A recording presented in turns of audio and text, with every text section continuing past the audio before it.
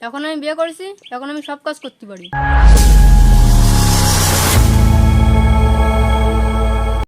বিয়ে করে আপনার কি লাভ হয়েছে? বিয়ে করেই তোমার সব লাভ হয়েছে। যেমন এমন একটা লাভের কথা বলেন যে লাভটা আপনার বিয়ে করার পরেই হয়েছে।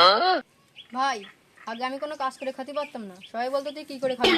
এখন আমি বিয়ে করেছি, এখন আমি সব কাজ করতে পারি। আপনি কি কাজ দেবেন আমায়? কি কি কাজ পারেন আপনি?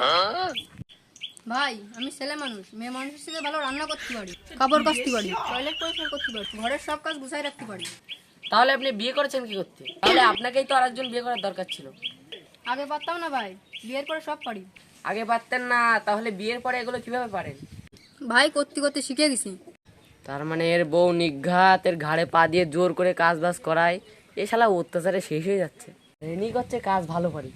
এতক্ষণ আমি যা বললাম এটা কি আপনার ভালো মনে হলো? মনে হয় না আমি ওনার স্বামী, বাড়ির কাজের লোক। তা মনে হবে কেন?